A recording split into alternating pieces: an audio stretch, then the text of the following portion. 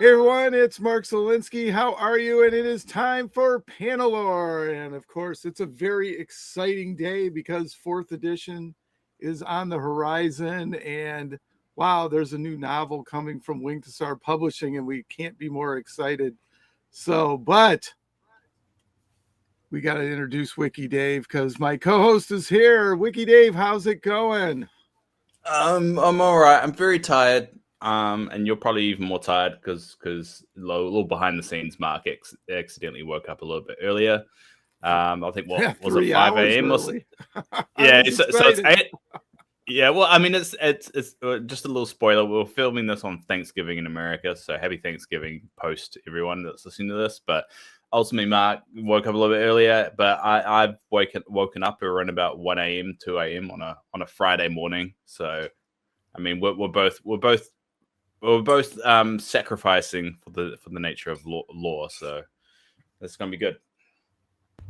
A minor sacrifice, but we're very excited to have Josh Reynolds with us and to talk all about the stand at Callenspire. So, Josh, how are you? It's afternoon in the UK? It is, gray and rainy 1 o'clock in the afternoon. Oh, there you go. Gray and rainy. Yeah, I've got cold and rainy here, so not so bad. You got rain, Wiki Dave? I don't know. It's night, so I haven't looked out the window. Maybe it has been raining throughout the day. To be fair, so yeah. Well, there you go. So, Josh. Josh, for people that don't know who you are, can you give us a little background and who Josh Reynolds is? And Josh Reynolds is a moderately talented author. I've written for Games Workshop. I've written for Fantasy Flight. I've written books set in, obviously, Kings of War, and a book. Books set in Legend of the Five Rings, Arkham Horror, Warhammer, various other things.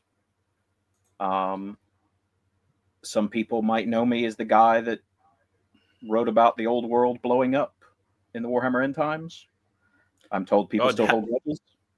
Yeah. How was that? Did you? I mean, I don't know how fanatic the fans in terms of Warhammer are, but did you get a lot of hate for that? Because that was a big deal. Yeah. I got death threats. I've got one framed on my wall. It's a 6-page death threat. Really? Wow, 6 pages. 6 pages. 6 pages.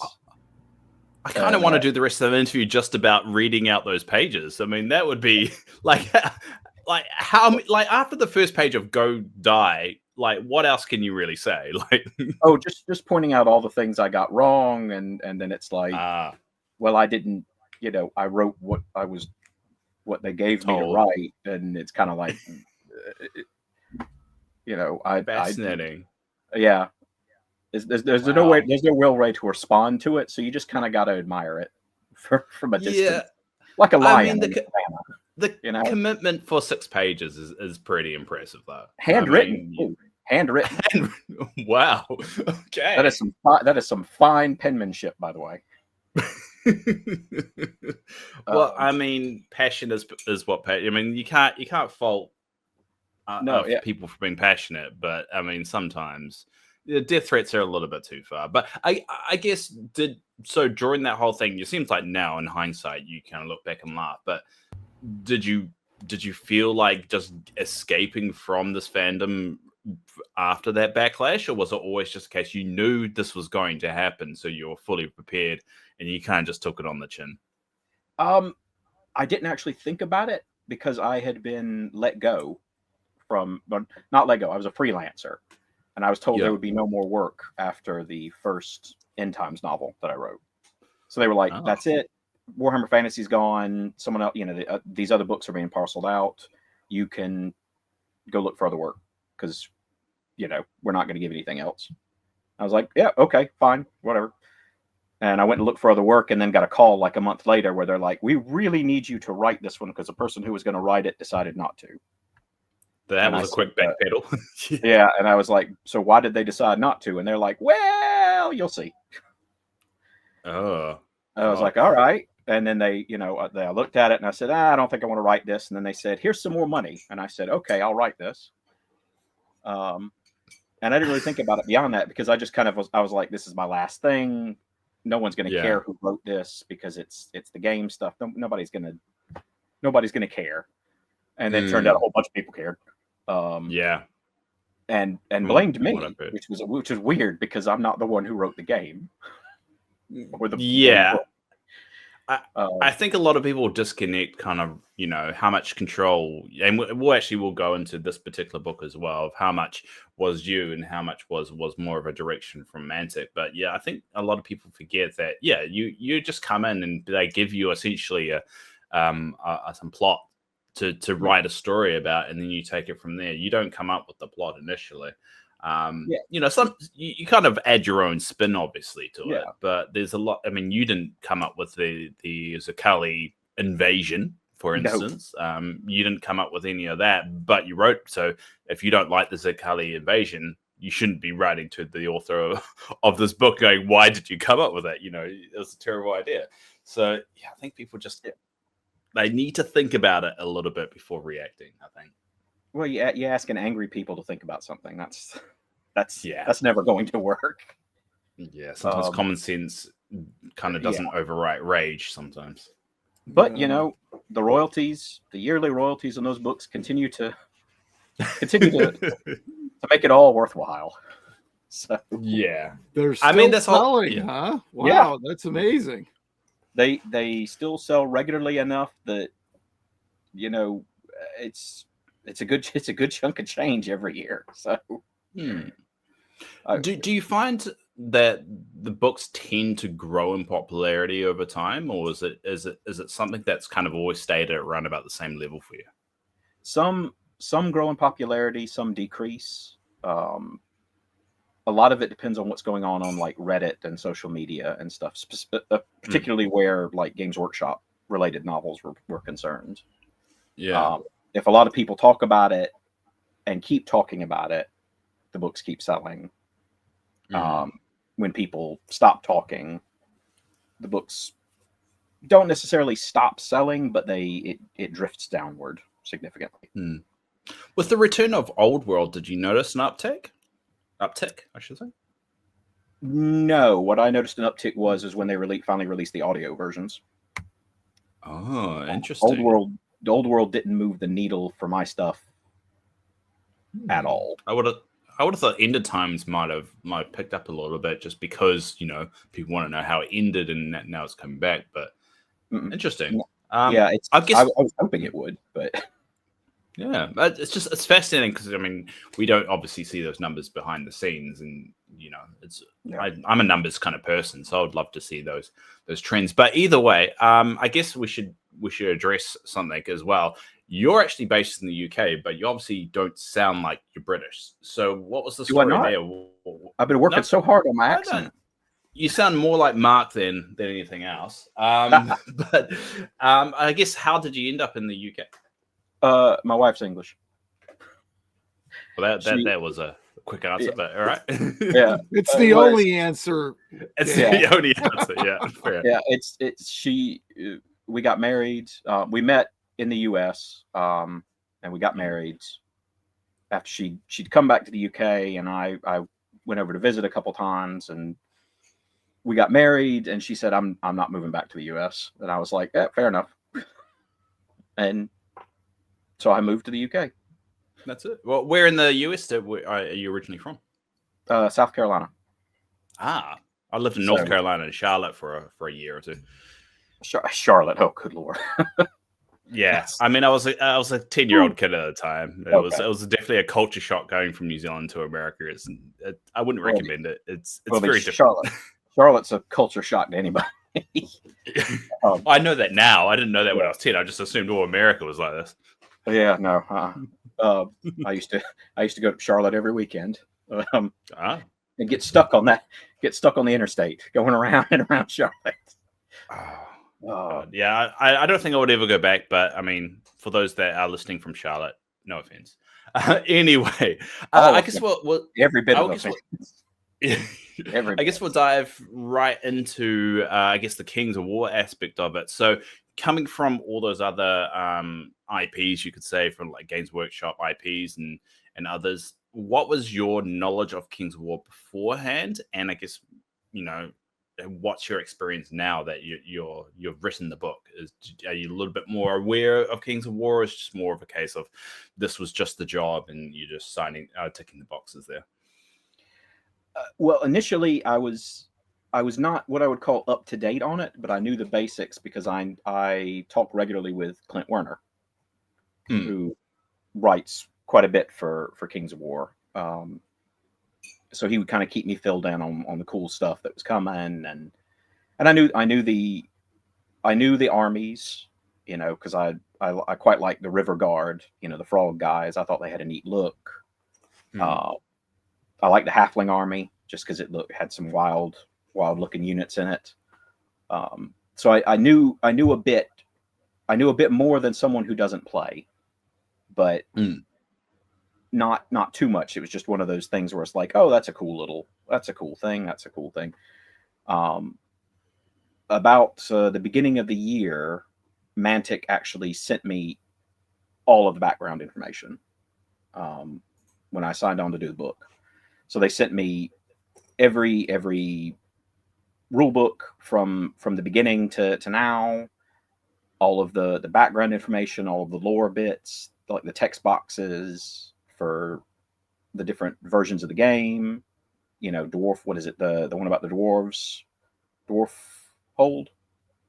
No, I don't know. I have bad memory for that kind of thing. But basically all the background. And I read it, so now I'm a lot more aware of, I guess, the general lore of Pannilore. Yeah. There's still some gaps. Like, I had to do a lot of digging to write the book because there apparently wasn't very much lore about Veshlar. It was in bits and pieces here and there, so I kind of had to thread all that together and figure it out, and figure out how the Southern Elf kingdoms worked. And that was one of the things I actually liked, was that the elves were all fairly autonomous. I like that bit with the, these Southern kingdoms do their thing, and then the Northern kingdoms do their thing, and then that was nice. Made for some good storytelling bits. So I guess with and a lot of it not being already established, did you find that helped or hurt the freedom of writing? Some people find restrictions positive and then write around them, and it's more of a creative challenge. But some also kind of like the freedom of being able to essentially mold it to whatever you need. In some cases, it's both. In some cases, it's really good because I'm free to, like I said, I was kind of free. I had a free hand in describing how the elves lived and their political system, and just the sort of the political and some of the geographic details. I was free to make up what I needed for the story, and that was fine. Then there were some other bits where, the first draft of the book, I didn't realize that Veshlar was a jungle. Because the maps they gave me looked like forest. And all the stuff said it's forest. And then I got to like 2 or 3 bits that went, it's a jungle. And I'm like, okay. All right. So I had to go back and, go jungle. But that opened up new opportunities for storytelling and for scenes and stuff, because so it's, especially with the pond wardens that you mentioned later on, you do go into some of the I'm trying to phrase it in a way that it doesn't spoil it, some of the cultural kind of interaction with the pond wardens, which is the first time we've actually had anything like that. So it allows to have that kind of like diving more into that kind of culture, which is it's really a good opportunity, because where, for those that are more visual people, if you look on the map is based off the real world. So where this story takes place is around the equator. It's just above the equator. So you can think of all the jungle Amazon kind of kind of layout. So that's where this actually takes place. So I'm glad you picked up on that, because that is something that isn't very explored within the Pannilore universe currently. Yeah, my thing was, I was thinking because it's the northern elven kingdoms, so I'm thinking north, mountains, forests, and that was my automatic thinking. And then I went back and I did, I asked other writers and just to double check, and then they were like, no, it's jungle. So I'm like, yeah, I should probably note that it's a jungle.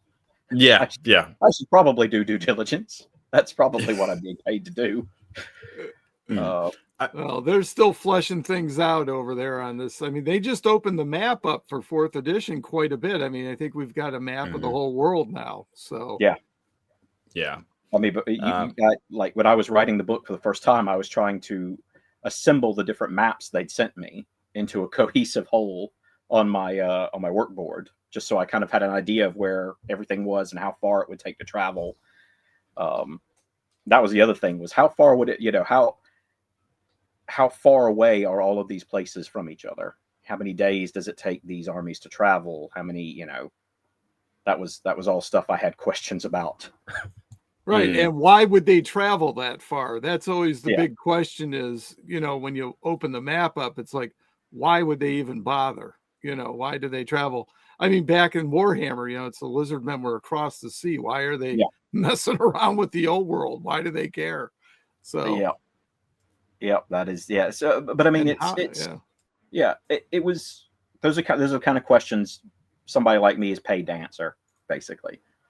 So it's just a matter of sitting down and assembling all the tidbits from the background books and the lore materials you have, and trying to make sense of it and hoping that it makes sense.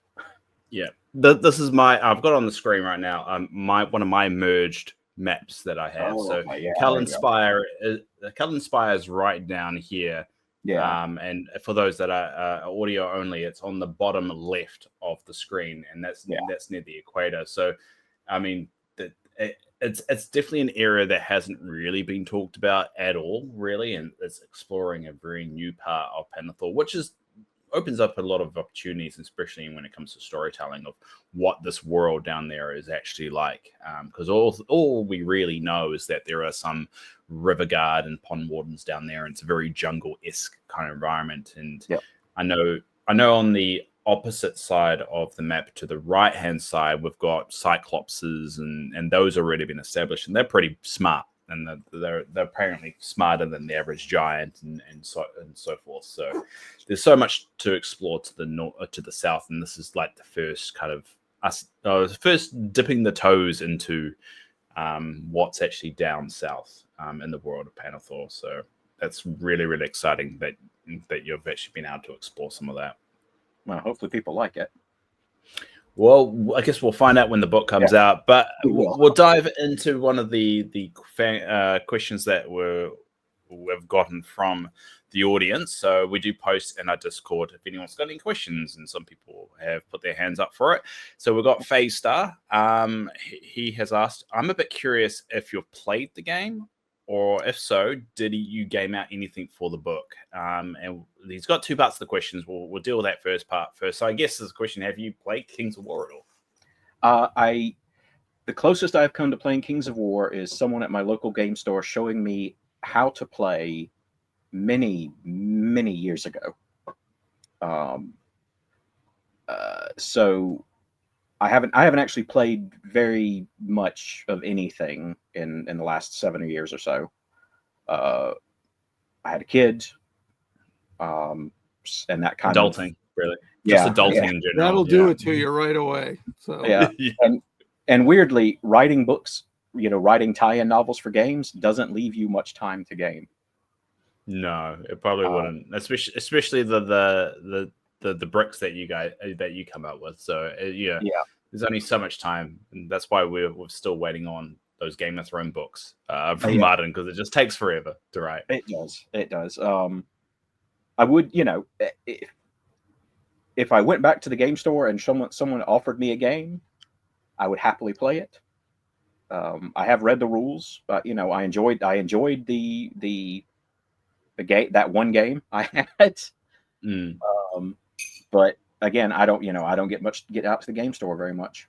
I That's just fair. kind of sit in my hole and write and do your thing. I mean, that's the thing that a lot of people, I guess, misconstrued in a weird way, is that this isn't always just about one aspect. It's not just about tabletop playing. Some people enjoy this hobby through other means, and for me personally, I'm a huge lore person. That's why I built the wiki. That's why I'm so invested in all this stuff. If you asked me to play a game, I wouldn't be able to really do it for you. Like, I wouldn't be able to play, like, walk you through a Kings of War game. But I love the halfling lore, and I love all this established lore that we have for the universe, and that's how I get enjoyment out of the hobby. So it's it's not always just one path when it comes to these kind of things. There's many different faucets and facets you can go down, and that was just one thing. And in your case, it's writing about it is your version of playing the game. Although I would, at some point I would like to buy some River Guard models and paint them up, because they look like they're fun to paint. But the Gilkin look. The Gil. I think the Gilkin looks. I like it. A fantastic model as well. Axel. Yeah, he's a nice looking model. He's a very nice looking model. And I guess the second part of Haystar's question is also Callenspire is way in the western part of the Elven lands. There's a Cully basically attacking from the east by land and west by sea. I guess that's more of a question that you can't really answer, but more of a case of what direction were you given when it comes to this Zakali invasion? So what was what did you know? For the purposes of the book, they're invading from the sea. Invading from the sea, yeah, so that's why they're in conflict with other forces, not just the elves. I don't remember whether the other forces are noted on the back cover. The Trident realms and the halflings are noted. Okay, so they're essentially fighting their way through the Trident realms to land on the coast, take the cities, and move inland. And by the end of the book, Callenspire is the farthest inland that they've gotten, because the book, so far, at least in that part of the world, the book takes place over the course of, I want to say, a couple of weeks. So the Zerkali are moving very fast, but it's noted in the book that they have reasons for moving very fast. Yeah. So it's just they're attacking from the ocean and moving inland, and doing their best to knock the elves out of the fight as quickly as possible.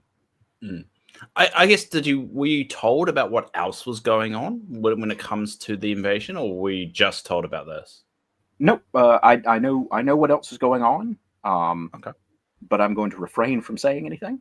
Oh no, it's fair. Just checking whether that was, if you're going a bit blind, but if you're aware of what's going on, it just would have helped that kind of story writing as well. Yeah.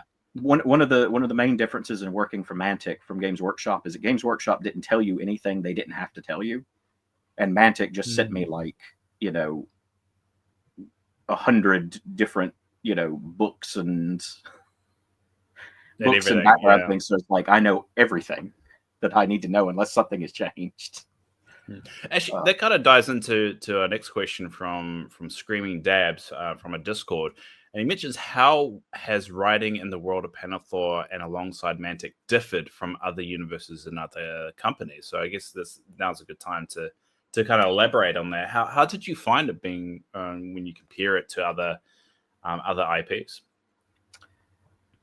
Well, working for any IP has its challenges. Mantic were a lot easier to work with than some I've worked for. Just in the general sense of they provided me anything I needed or said I needed to do the job. And and someone was always available to chat with. So I got to chat with the people that worked on the halfling stuff and the people that worked on the Trident Kingdom stuff to just kind of make the version I was writing fit what had come before. Which was good because it gave me little things like how the Trident Kingdoms are supposed to sound when talking to other races. How the halflings in Veshlar differ from the halflings in the shires, because there are differences. Yeah, the EJ halflings, and that's already kind of established in Broken Alliance of the EJ halflings, which were separated during the Winter's War. They essentially developed their own culture with the elves down there, and then when they finally reconnected with the Shires, that was a very different kind of like attitudes and cultures, and even skin tone was very different. So I'm glad you carried that on. That was a very interesting element to that book that was really more glimpsed on rather than anything else. Yeah, so that was it. They made it incredibly easy to find interesting hooks for all the characters and the setting and the background, because it was because I asked a bunch of questions about how elven cities worked, were they just standard, what you think of as an elf city, a Rivendell plopped in the middle of the jungle, or was it something different? And they sent me a bunch of artwork from the books and said, something like this, but go nuts, change it if you want to change it. And it was just nice. It was nice. Yeah. Yeah. I think the way you've described Southern Kindred, as they call themselves, is vastly different than Northern Kindred. I think it's very interesting to see how people will interpret that, because that is the first time we've really got some good Southern Kindred lore and characters elaborated and expanded on. And I think that's quite important, especially how the elves are one of the noble races, one of the races that have been there since the beginning. But we really only know about, I don't want to say basic elves, but the northern elves, Northern Kindred. We do know about some of the Sea Kindred and some of the Dragon Kindred very, very loosely, but this is the first real deep dive into it, which I think you definitely have given a different flavor to the typical elves that we have. And we actually don't have a lot of elf-centric books currently written. So this is actually one of the few elf-centric books that we've actually got that helps elaborate a little bit more on modern elf culture. We've got some past stuff with the rise of Celestians, of how they used to be, but we don't really have anything in the modern day. So you've really done a good job in that aspect. Okay. I would love to write more about the elves, because I do like to write about politicking and Byzantine backroom dealing and stuff. I think the elves are the perfect faction to write about that kind of thing. But it actually goes into the second part of the question. Is there a faction you're really keen to write next? he assumed you were going to say ogres, so he said, and why is it ogres? But I'm guessing it's more going to be the elves. Is that right? I actually, just because, like you said, there's not much about them, so there's a little bit more room to maneuver with them. You kind of giving them a kind of going into how they're different from each other, how the kindreds are different, and but also how they view each other, and how they can work together or don't necessarily work together very well. Yeah.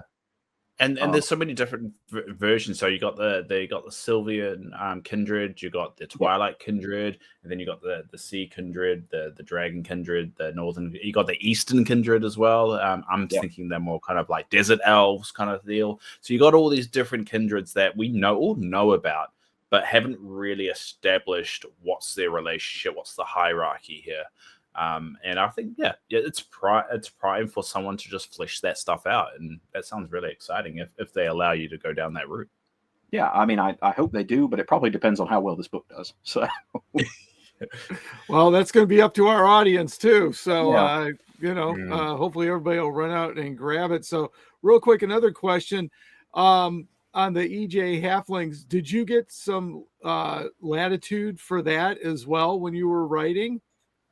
Well, they've actually got a lot more background than I thought. Especially if you go and read like there's some text boxes and stuff for stuff that's coming that goes into them a little more. So I had some latitude, but I actually had quite a nice, strong framework to build on, which is nice. Sometimes it's like these are how they act. This is how they talk. This is how they dress. And it's like, okay, I can do work with all that.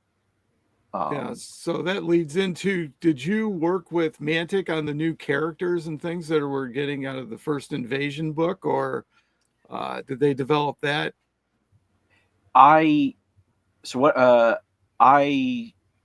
was brought in to help come up with ideas for the book, and some of the ideas I suggested were characters. Actually, the primary elf character from Stand at Callenspire, Valen Cormus, is a character I suggested for the game book. I don't know if they'll use him or not, but he's sort of an ambassador from the Northern Kindreds, meant to warn the Southern Kindred of the Zerkali, with varying levels of success. And stubbornness of Elves. Yeah, he's kind of he gets there and they're all kind of like, we don't really believe you. Which is always a great attitude to when you're trying to help a city out. Yeah, that's he says that. He says as much several times. Yeah. But he's kind of, I would like to, he's a character I would like to follow in throughout the, I'd like to go back to him at some point and kind of see him go back to the Northern Kindred and see how he's received as someone who, for all intents and purposes, he failed in his mission. His mission was to make sure the Southern Kindred could resist the Zerkali, and they kind of do, but not enough to really, win the war. Yeah. Yeah, I mean that's part of the story. This is just one aspect to the overall invasion, and we're just getting this little story down here of that invasion, but the invasion is all over the show. So I think what's cool about the story is that it just kind of helps set up a lot of things, including this is the first novelization we have about the Zerkali. There is a little bit different reading it in a rule book versus reading it in a novel, because a novel you get those more of like how do they speak to each other, how do they interact, rather than what's in a rule book where it's just like this is what the culture is. So I guess going into that aspect of it, how did you just get roped into writing the book to begin with? Yes, you did mention how you're kept in the loop about the lore of Kings of War, but how did they reel you in? Because you do have quite a lot behind you that a lot of people, when it was first posted that you were writing this book, there was a lot of excitement online. People were just like, oh my God, you got that, dude. And there was so much positivity around it. And it was definitely a step up from who they normally get to write these books. So I guess, how did they rope you in? Was it just purely just a job, or was it just you wanted this different challenge? Both. Mostly when I approach tie-in fiction, because I write media tie-in fiction supplements my own writing. So, the stuff I come up with, the IPs that I own. So I tend to, but I've started looking for stuff I haven't done before, new challenges, things that I think might be interesting.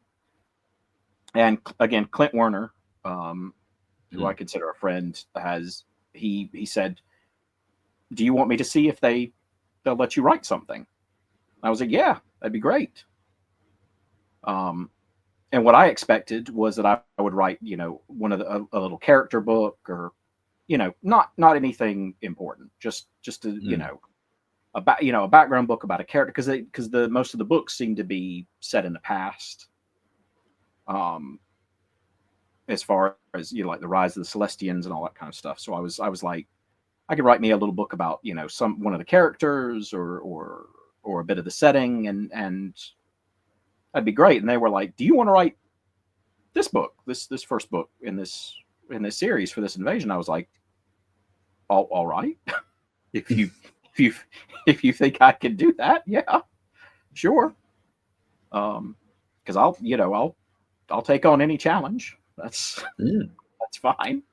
And then it was kind of, I didn't really realize how big it was going to be until they started sending me background material for it. So how long ago did you get roped in? Was this what's the timeline? Yeah. This is probably back around last Christmas. Last Christmas? Okay. 2024. Yeah. Well, yeah. So last Christmas was mentioned me writing a book, and then in January or so it was finalized what I'd be writing. So I did a pitch. They said, can you come up with a pitch with some of these elements? And I came up with a pitch, and we went back and forth on that, and then they okayed it, and then I had like 2 other books to write, and then I got to write Stand at Callenspire over the summer. So the fact you did that within a year is impressive, because some people just get bogged down. I mean, there are some Kings of War books that have been in the making for years. So the fact that you got this out within a year is good work. Well, I mean, one of the differences between me and a lot of other writers is a lot of other writers have day jobs. True. They have day jobs. They have other stuff to do, and my day job is writing. So I'm one of the lucky few people who can write for a living. It's a very good point. Having that extra time definitely does help, but it's still it's no small feat to smash out a whole novel within a year. But actually, adding on top of that, Gad, General Gad, one of our hosts for MUP Kings of War, asked basically if were there any inspirations from actual history for the psyche and mentality of the Zerkali? So you know how I mentioned how this is the first time we've actually seen Zerkali written in novel form, so how they communicate, how they kind of act. I guess, were there any inspirations that you took from history that you incorporated into that kind of culture? I took a lot of inspiration from Mongolian, so early Mongolian culture, medieval Chinese culture, bits and bobs from here and there. I mean, they're a fantasy race, so a lot of what I took was from the background writing for them, because it was coming in as I was writing the book, so I was kind of getting it as it appeared. For instance, there are certain elements of the Zerkali army that I wished I could have included, but just didn't have the space for, like the Kung Fu Gorilla. Which is, a reductive thing to say about such an impressive figure, but it's, most of that stuff was baked in, and it was really just up to me to figure out how the individuals functioned within the society that was described. And once you figure that out, it's pretty easy to write. I mean, see, you take bits and pieces because they're very much inspired by real world cultures. So you go back to those cultures, you read up on those cultures, and then you kind of weave it together in a narrative tapestry. One aspect that I was looking forward to within the book is how the doggos interacted with Yarn, because this is we are seeing a culture where the doggos are essentially on the top of the hierarchy, and then you got the humans down below, and I think you do it in a way that it's definitely not a master-slave kind of relationship. It's definitely like more of a comrade kind of relationship, which is definitely a different angle than I expected. Well, it was made very clear to me in the beginning that it wasn't a master-slave relationship. That it was in fact an empire. Like they're an empire. A part of it. Yeah. And also that the Zerkali aren't evil. That was the first thing that they drilled into me, was the Zerkali are not evil. They're antagonistic, but they're not evil. So you having to write about them, you want to make sure that people can read them and root for them, in a sense, even if they're attacking these factions that people might otherwise root for. You don't.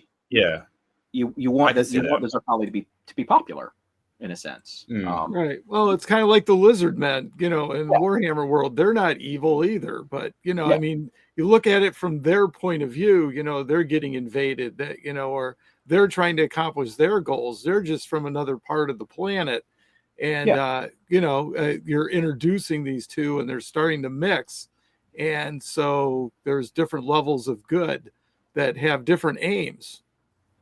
Yeah, it's exactly that. It's what is it? There's that thing on TV tropes that says blue and orange morality. So it's their worldview and the way they interact with the world around them is not human. It's something completely different and completely unique to them. And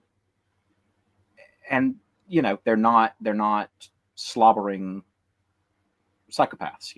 They're not an army of murder hobos that are rampaging across Pannilore or the continent of Mantica. They're a people, a proud people with their own goals and their own history, and they're doing what they think is right. And if you don't think what they're doing is right, you either need to get out the way or.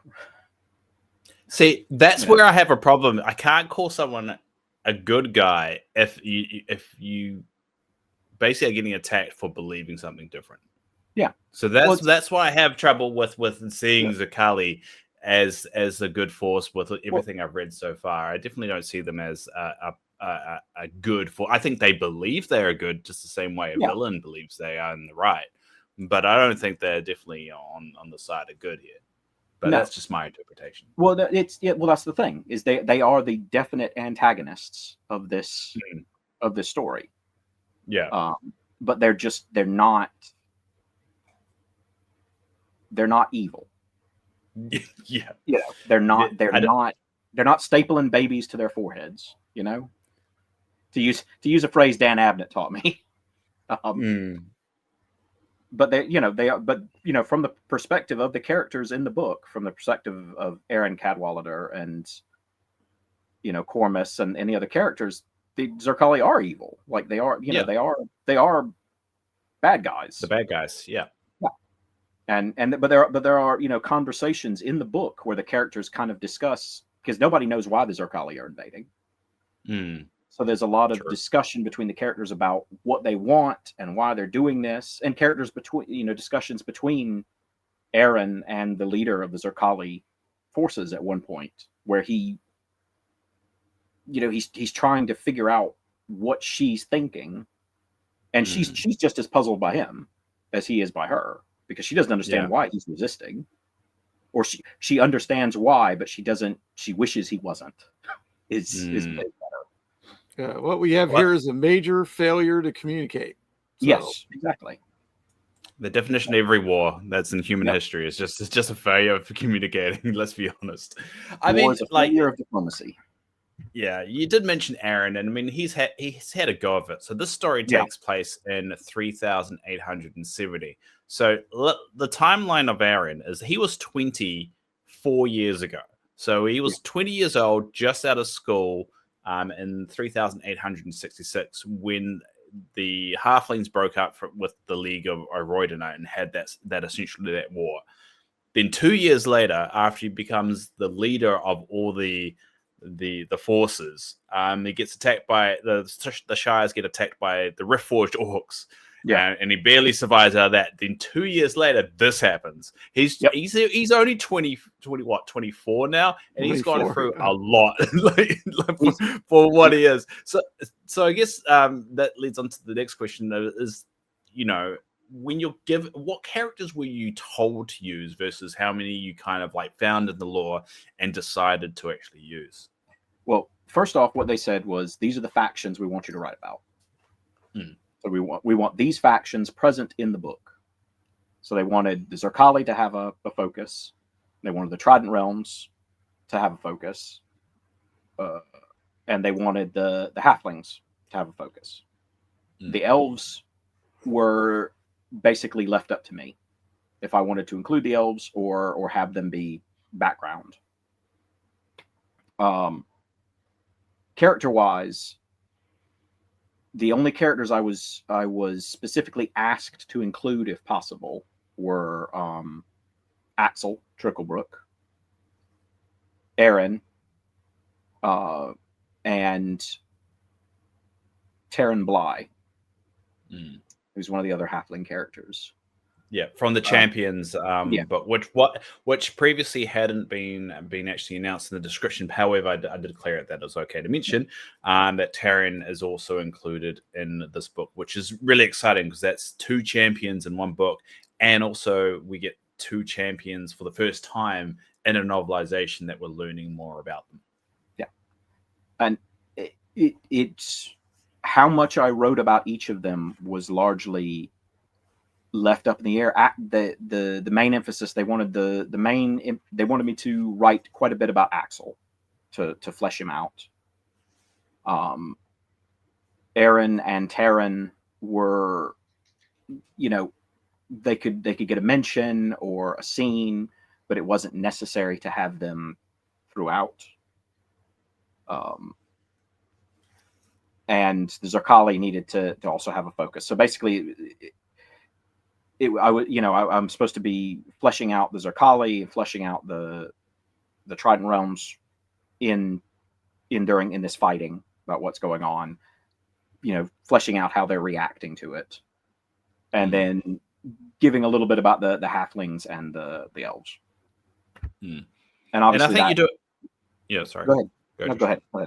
I was going to say, I think you've done an amazing job of incorporating so many characters in what you've done. I mean, just to go through some of them. So you got the Kings of War champions, you got Axel and Taryn. And within that as well, you've also got Aaron Trosbert, which is only ever mentioned in one of the back of the cards that you actually get in the champions box. So it's actually, he's the leader of one of his units. Taryn's units in the chance box, which I thought was a really cool little kind of like tidbit that, you read the story, don't even think anything of it. But then, if you're in the know, you're like, oh, those actually connect together. And it's really cool to see. And you got so many other references there, which is great. I like the Trosbert reference, but just because I read the card, because that was one of the things they sent me was a PDF of the card backs. And I read that and I'm like, oh, he was hired to keep Taryn from killing himself. Exactly, and I think that was really cool. Yeah, you have to. I mean, if you got Taryn around, you've got to have Aaron around and keeping him in check so his uncle doesn't get upset. And then that that gives you a little hook to talk about halfling politics a little bit. Definitely, just a tiny bit. Yeah, and then you the got thing other I get. Yeah, just real quick, Dave. The thing I'm excited about is it gives me a hook to, bring if I'm demoing champions or something. Is I kind of got, I don't want to say a champions novel, but it's a nice kind of lead in if people want to read something. Axel and Taryn are in the book, so it's like, hey, your champions characters are in here, and it can help lead you into the wider Kings of War and. Things like that, which and especially the Zerkali, because that's the new force coming into Kings. So I thought, that was one of the things that caught me reading the book. So it's like, oh, that's pretty cool. Yeah, well, that's the job. To make cool things and write cool things. Yeah, and you mentioned there is also characters that have never had any lore written about them, but we've seen on a very regular basis. Like for those that have a 3rd edition rulebook, just hanging around, whether it's the red or the green book, if you turn to the Trident Realms section, you will see a pachyderm called Nemon there, who's been there the whole time. It's a very identifiable kind of look. He's actually in the book as well, which is the first time we've seen him at all, which is quite cool to have that throwback of this character who's got art about them before any lore was actually written about them, which I think is really cool as well. We also got characters from the Broken Alliance. So that's Arnis, who was part of the EJ contingent that came and helped them 4 years ago. Obviously, we've got Aaron. We've got his wife is in there as well, Nessa. Good to see that they're still married. But we also got throwback to other novels, which is really cool. So we've got Shishra from Drowned Secrets and Nature's Night. Now, there's a mention of that character in there as well. And there's other characters. I'm not going to elaborate every single character, otherwise we'll be here forever. But my point is that this definitely is a book that rewards people that have read or followed the lore, but also reading from the book, the way you've incorporated it's not necessary. The names are there, and they're just more like just this has happened with them, and you could link it in, and you know if you're actually in the know. But I think you've done a really great job of incorporating essentially the resources that you've been given into the lore without disrupting anything, and I think it works really well. Well, thank you. I try and do that with everything I write, especially that has lots of pre-existing background and material. It's there to be used, and by mentioning this stuff, you make the world feel real. Yeah, great. You make it feel three-dimensional, and that's kind of my goal when I set out to write one of these. One of the main things I want to do is make the world feel lived in and real, and you do that by mentioning characters and places and showing that people live there and that they exist, even if they're not necessarily the subject of this story. Yeah. Make it a bit. I mean, the only criticism I would have with the book is that it needed more splish in it. The water, little pet water elemental needed more of a focus, in my opinion. But I mean, that's just me nitpicking. Let's be honest. We do, yeah. If you do too much with splish, he takes over the book, and yeah, exactly. It just becomes a whole splish book. I mean, what you could do is just a side story Splish, like really early on. He goes off on his own adventure, and you just keep going back to Splish's little epic adventure while the rest of the story is taking place. I've got dreams. Yeah. I mean, without Splish, Axel doesn't survive. So. Yeah, true. Yeah. Well, if Ronnie's listening, Splish has got to be the next plush we get out of Mantic. So for Kings of War, absolutely is a natural, as a shoulder rider like they have at Disney. Absolutely classic. All right, we'll go into a question that is related to what we talked about and kind of was already answered, but I'm going to spin it a little bit. So we've got Volcatron. He said, was he given directions on if there is an overarching lore guidelines that Mantic wanted to use? You've kind of already elaborate on that. I guess it's a question of, was there anything that you wanted to do that essentially either got pushed back or just there wasn't any opening to include it? You did mention, there are some aspects in what you're given you couldn't put in there because it just didn't feel right. Was there anything in particular that you kind of like, damn it, I really wish I could have put that in, but I didn't? Not so much like units or lore stuff. I would have liked to have had longer to write about Aaron in an elven city, and just how the halflings dealt with being in an elven city and how the elves viewed them. Because that was, that to me is the interesting bit about a siege isn't the battle; it's how people are dealing with it. And that it's stuff like that. Like I would have liked to have written more about how the Zerkali are dealing with elven captives, and how I would have liked to have had more room to explore the Axel coming back to a people that he hasn't seen in however long since the Winter War. How long has he been in hibernation? That was a couple 100 years at least. It was over 1,000. Yeah, it was 1,000. So a couple 100 years at least. 200, yeah. Something like that. That's 1,000, 200. It's not really a difference. Yeah, but it's I had time to give brief, kind of nods to that and mentions of it, but there's stuff like that I would love to go on for pages and pages, and just, the demands of the plot would not allow it, because you gotta keep things moving. You gotta keep the story going, and yeah, you have to make it flow, because otherwise it just feels a bit forced. I've just worked out the math because I'm a nerd. It was 1,383 years since the beginning of the war with Winter. So it's around about, because it's not really established when he goes into hibernation, other than it's during that war. But so it's at least a good 1,000 years. Yeah, I'm sure I got it right in the book. Yeah, I'm sure you did. I didn't check it, because what I tend to have a rule before I add it to the wiki is to give it 6 months. So it'll be 6 months before any of this kind of lore is incorporated. Characters, I will probably be adding them, but so if you do want to actually know about this lore, don't wait for me to do it. Just pick up the book, support the lore. The only way we can get more is with people actually getting the book. Cool. We'll dive into a question from Matthias or Codus, however you want to be addressed. I'm just going to pop up his question. There we go. So I guess we've covered a lot of this, is how much freedom you have when it came to developing the culture. You kind of already just talked about that. And how much of the new lore did you read on your own? You obviously were given everything. It sounds like even more than some of us have been given.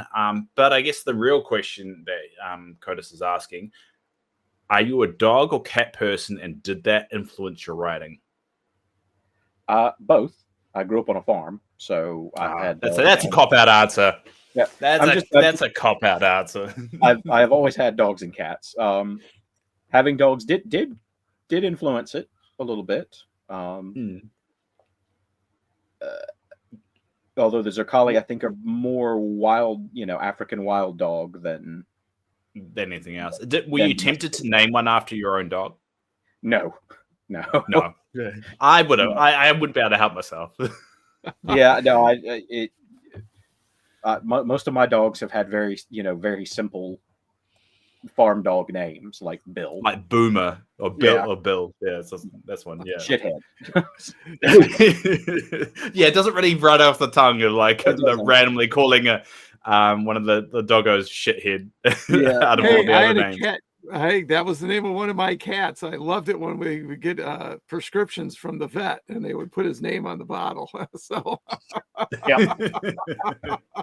but I got a quick question on that too. Now, Mantic's putting out the separate doggo heads, for the different breeds and stuff like that. Did they tell you that in advance of the book, or? No, all I had were the initial images, which resemble the ones on the cover. So I'm, that's. I assume there would be variation in facial feature and coloration and all that kind of thing, but because even in a normal, even in a fairly familial group of dogs, there will be a wide variation on how they look and everything else. But I think different heads is a great idea, frankly. Yeah. I like the different breeds idea. I guess actually going on to that variation aspect of it, what guidelines were you given for the names of the characters? That is, the Zerkali Empire has always been.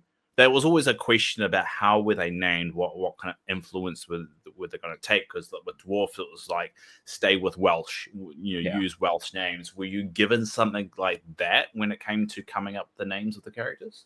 No, essentially, I just read the background that I had for them and realized that there was a naming convention in place, which is, sort of Mongolian, sort of Chinese. Hybrid kind of deal. Yeah. And so I just kind of went with that without thinking about it. I was just like, if that's what they're doing, I'll just keep it going. Dive into it. Yeah. Well, which is fair. Yeah, it's a good, because otherwise they'll come back and say change this. If you call them Steve or Bill or whatever, that would have been. It would have been funny, but still. I get that one Zerkali named Steve. Yeah, just the one Zerkali called Shithead, just chilling around over there. I guess actually going on this kind of thought about culture and all that. one thing that did jump out at me while I was reviewing the book was the pond warden culture, because this is actually the first time we get some of that hierarchy council kind of how do pond wardens talk to each other. Because pond wardens, even though they have actually existed in the Pannilore universe, I think since League of Infamy, even before that, like years, we haven't really got about how they interact and how they actually are. Even naming conventions, we only got our first pond warden name only like a year ago. I guess were you aware of that significance, or was it just like you were just writing it and it just happened? Most of the second, I knew that there wasn't much stuff, but like I wasn't thinking of it as this is significant. I was thinking of it as, well, dadgummit, now I got to come up with it.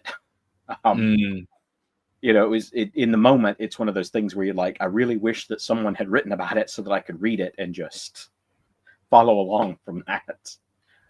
Yeah. I think you've established, I don't think you did this, I don't know if you did this on purpose, but you've established something about pond warden culture that might be quite interesting to expand on in the future. So with pond wardens, their army is typically inherited from their ancestors. And I'm not going to elaborate exactly what I'm referring to here because I don't want to spoil it, but there's something about that ancestral thing when it comes to pond wardens which will be quite interesting to explore later on. I don't even know if you're aware of what I'm hinting at right now, but it's something that I will elaborate on a later podcast. I don't want to spoil it because it is a little bit of a spoiler. It's very minor, but it's related to their ancestors and how they kind of name each other. And I think that was actually a quite interesting thing to establish because now as that it's established, it's going to be a thing. It was probably, I think I know what you're referring to. And it was literally a thing I came up with in the moment to, I think, provide a segue in a conversation.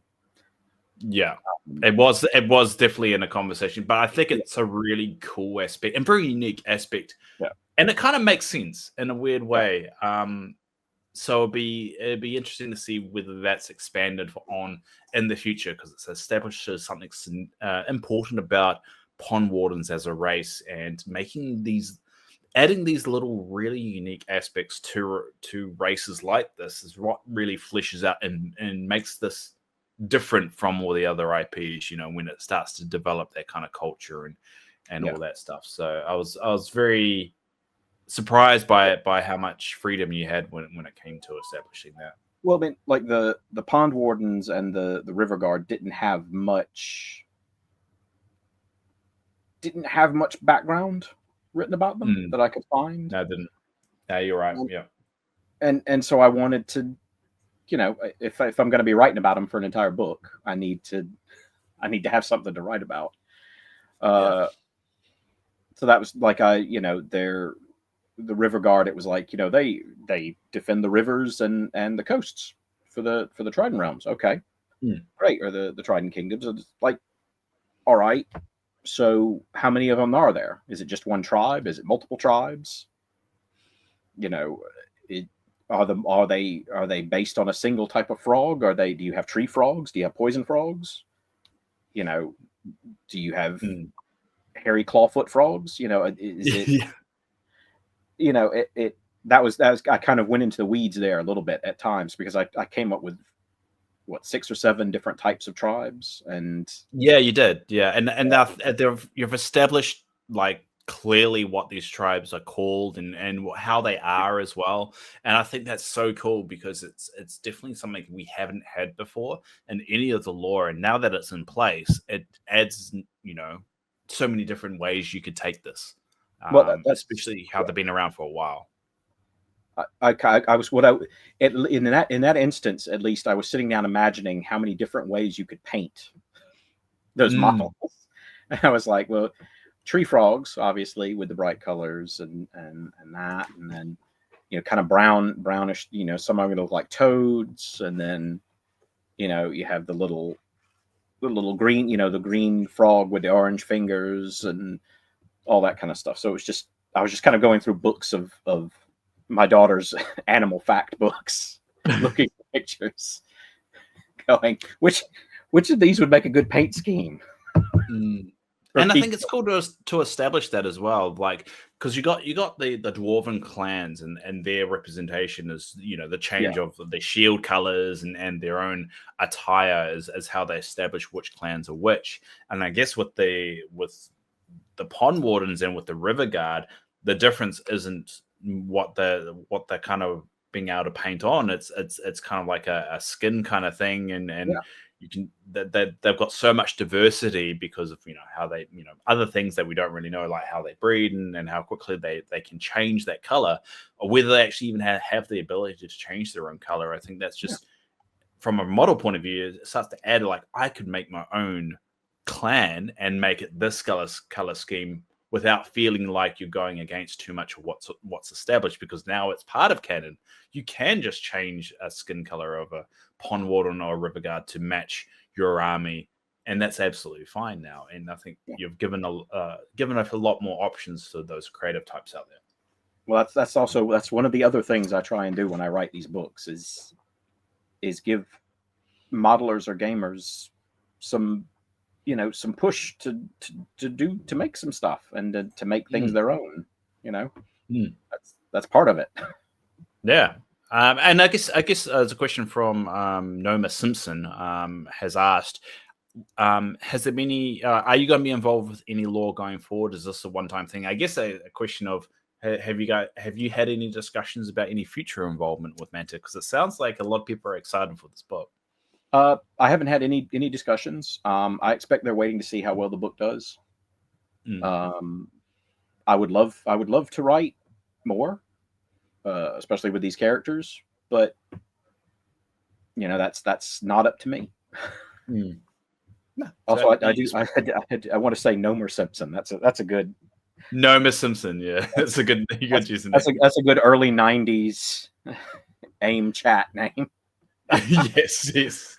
I mean, that is, most gamers that are in the tabletop are millennial, so we always go with whatever we picked originally. Like mine, my username typically that I go for is Noah Near. It's only because I played World of Warcraft and I wanted to be a gnome and an engineer, so I ended up being engineer, and I was called Noah back in high school. So I combined Noah and engineer together, and I've always used the term Noah Near, and I've just stuck with that ever since high school. It's just once you start using something, you just end up always using it. All right, we'll go to Emma's Burger. Yeah, I can't say his name, and I'm so sorry. Yeah, and I wonder if this is a really Erasmus or if this is Ronnie Renton. But go ahead and read the question, Dave. he says, as always, I would like to know if any dwarfs are involved. So I guess first, you could answer this question on what any dwarfs involved. So I guess this is a good time to ask: is there anything that we haven't mentioned that you want people to know about the book? Obviously, we can bleep it out or cut it if we don't get clearance for it. But is there anything that you want to point out at this point that may have not been pointed out yet? Let's see. There is a dwarf, one single dwarf mentioned in one line, I think, in the market scene in the Elven City. But I'm not sure about that. I don't know whether he got cut or not. That's the only dwarf. We'll find out. I don't recall it, but I mean, it could be so minor that it could be. Yeah. It could still be there. I don't remember that. I did want to write about dwarves because I like dwarves, but this was the all elf fish people and dogman show. And halflings. Well, there you go. Well, I am going to make the suggestion that if you do get to write another novel, write this down. You can make one of the dwarf characters Erasmus Burger. See, so it's a good halfling name, possibly too, right? But I mean, yeah, I'll take notes. I always like to play. It's not Welsh enough, though. Yeah, it's not Welsh enough. Well, what are you talking about? Burger. Burger's it's a traditional Welsh name. It's a good, it's a good strong Welsh name. All right, you could twist it. I'm sure there's a way to twist it. I mean, you could write that there was an offshoot dwarf clan that goes really unconventional against the grain with its naming and everything. I don't know. Well, there you go. Well, hey, how about a dwarven father with a halfling mother, right? So we got the combination of the names. We've been talking about Nomer Simpson and everything else. See, so this one's good. So, oh, you're gonna make sure I'm not ever hired again, aren't you? Well, no, I'm going to say things. In the last book that was just released, The Argument of Stone, it is established that there is a halfling dwarf clan. Well, I think they're the emerged clan after the separation of the halflings that have formed up close to the borders of Harpy Mountains. So there's a way to worm this logic into the story. So I think it'll be fine. Yeah, half halflings. I don't know if that will fly, but we'll see. But yeah, Josh, is there anything you want to, I guess, throw in there that we haven't mentioned? Anything that you're particularly proud of the book? I don't know. That's all right to say nothing. Yeah, it's all right. I am proud of the book. Yeah, cool. I'm always proud when I manage to pull off a siege story. I guess where it ended, is that something that you decided of how it was going to resolve? Obviously, we're not going to spoil it, but how it all resolved, was that something that you said, this is where I want to end the book? Is it okay? Or is it more of a case of Mantic or whoever came, or Matt Gibb came to you and said, hey, end the story at this point? Mantic were actually, like, in terms of the actual narrative, Mantic were fairly hands-off. Yeah, like I picked Callenspire and this, this through line of the Zerkali moving inland, as a good thing to kind of hinge a story on, because they wanted a story with battles and lots of characters, and a siege story is always a good way to do that, because you have it's a solid story engine. The siege, the build up to the siege, you got to prepare, you got to get ready. The army, the enemy's getting closer, and then you have the siege, and that's the end of the siege is the natural conclusion of the book. And so that was me, and I wanted to end it there because it ends on it had to end on a to be continued kind of note. Not quite, because the story is ended, but it had to end on the note that this was just one part of a larger problem. That this wasn't the end. The Zerkali weren't defeated. It was just this was ongoing. This was an ongoing. The story's not over. The story's not over for these characters. The story's not over for this land. Things do not resolve peacefully or happily. There's peace does not break out. People do not join hands and sing. So the hook for the trilogy is still alive, right? Yeah, it's if this is going to be an ongoing thing for a while, and I apologize to anyone who has an army based around those cities which were taken.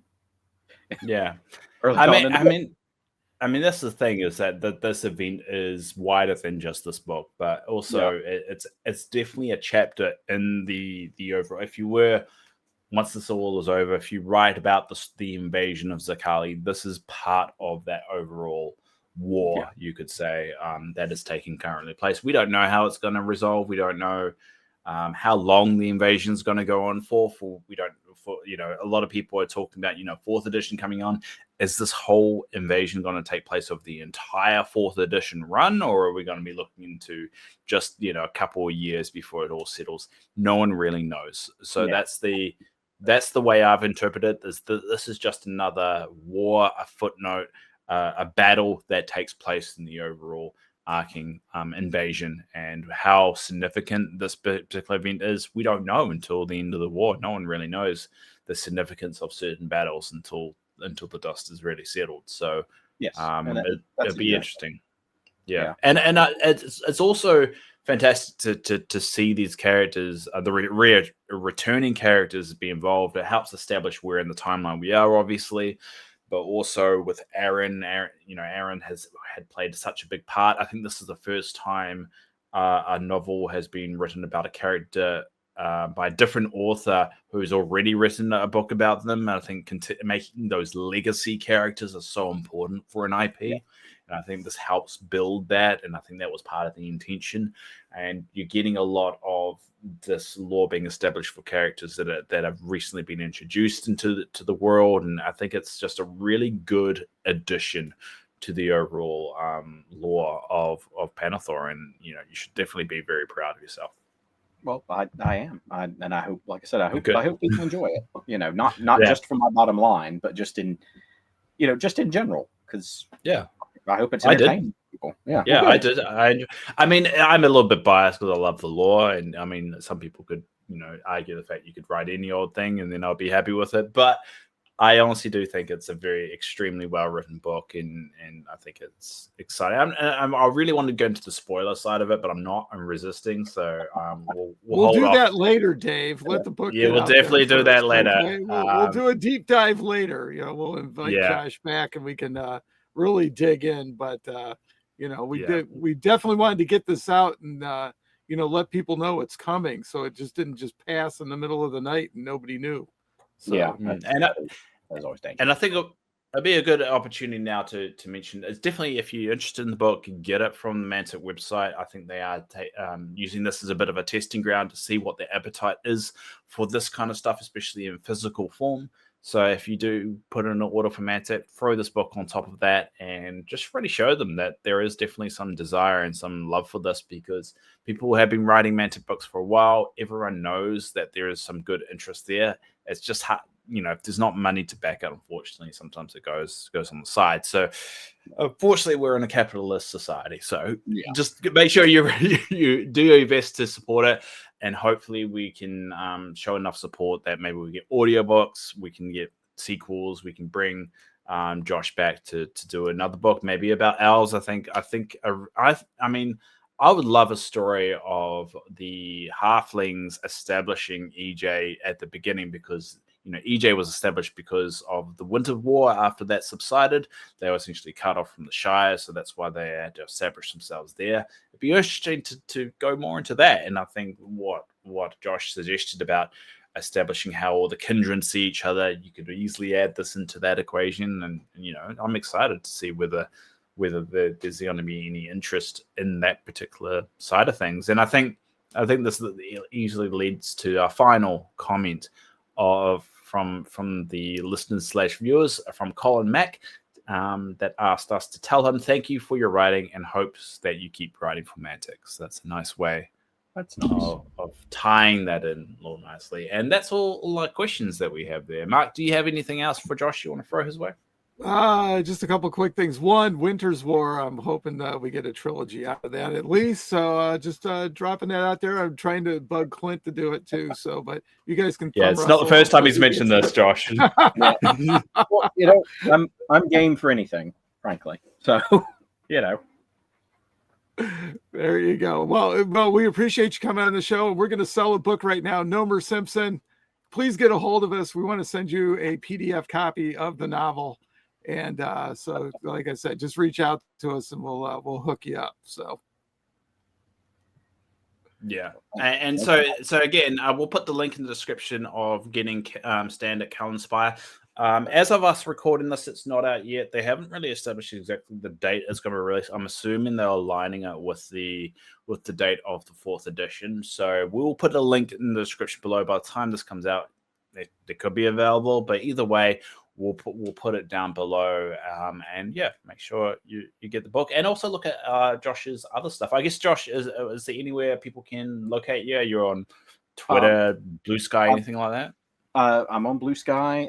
I've got my own website, obviously, which is just joshuareynolds.co.uk, which has links to everything I've written that is available to purchase. Cool. And we'll put that down below as well, just for anyone that's too lazy to type it in. You can click the link down below that we'll put in there. Cool. Very nice. So how often do you get confused with Sir Joshua Reynolds? Often enough that I had to put in my social media bio that I am not the artist. I am not the football player. I'm not the footballer. And I am not the, Liberal Democrat MP. All of whom are Josh or Joshua Reynolds. I actually grew up with a Joshua Reynolds as well. That's why it's really confusing me as well. Like I'm so used to this. I've got this idea of what you look like in my head because of another Joshua Reynolds. So it's a very common name. It's like it's probably as annoying as being called David because I get there's so many Daves or Davids around that just it's probably Mark Dave. So yeah, my brother-in-law was called Mark. Yeah, see. Yeah, I have gotten hate mail for both footballers, and hate mail for the artist who has been dead for at least 200 years, I think. Have you got this all? I would love to see the. I was just thinking it's all framed on the wall. Some of it, yeah. So some of it I keep just because it's weird. Like I kept. When I first started writing, I wrote a Gotrek and Felix novel, and somebody sent me a typed, 10,000 word diatribe about how I'd gotten dwarf culture wrong. And I kept it because it is a fascinating delve into the mind of a dedicated dwarf fan. I guess the question is, after reading it, do you think they've got valid points or not? No, God, no, not a no. Not a single one. No, his concept of dwarves had absolutely nothing to do with Warhammer dwarves. It was just in general, and it's like I don't know. Was it about dwarfism as a condition? Was that the angle they were going for, or do they mean fantasy dwarves? I don't know. I don't know. They seem to know quite a bit about Warhammer Fantasy Dwarves, but he didn't have any his description of what dwarves should be was just like it. I was just a stand-in for his general, dislike of how they were written. Yeah. Oh God. I mean, I get people's passion, but there's also a line. I think people cross that too much, especially nowadays when artists like yourself and other people that produce similar things are just so more accessible than they used to be. That throwing hate their way is just so easy to do, even though you don't realize the power that sometimes they have. Some people like yourself, you can see the lighter side of it, and you can laugh a little bit, but if you catch you on a bad day reading some hate about something that you produced, it probably wrecks you a little bit, on the off occasion. It can. Mostly what I try and remember is that, one, if chances are they bought your book, so sure, they've paid you. So what they say about it doesn't really matter after that. Just in a purely pragmatic kind of way. You've paid your money. You took your chances. You didn't like it. Sorry. Try again. But generally, I just try to remember it's people's opinion, and some people are more passionate than others about these things. And at the end of the day, I evoked an emotion in them. It was not a good emotion, but I evoked an emotion. So. That's as much as a writer can hope for, really. Yeah, and I just find that I mean, you don't just get it with writing; you get it with video games. I think that they're a lot more horrible than it is for novels. But I mean, at the end of the day, people are reading these books, people are engaging with it. I think just people need to do it in a bit more of a healthier way. I don't think we get that in the Mantic universe, and I hope as it grows we don't get too much of that, but you're going to have a little bit of that seeping in. It's just a case of the fan base itself policing it and just nipping in the bud we can, but you're not going to be able to catch it all. So I hope it doesn't get that bad throughout your entire career, Josh, but ultimately you do what you do, and you're very lucky to be able to write professionally 99.999% of people I've dealt with are perfectly pleasant and joys to talk to, such as yourselves. Yeah, thank you. Perfect, just enjoyable conversation. It's fine. Not a lot of people say that, but I guess it's good to hear that once in a while. Well, I have a low bar, so. All right, Mark. That's all us done. I think it is.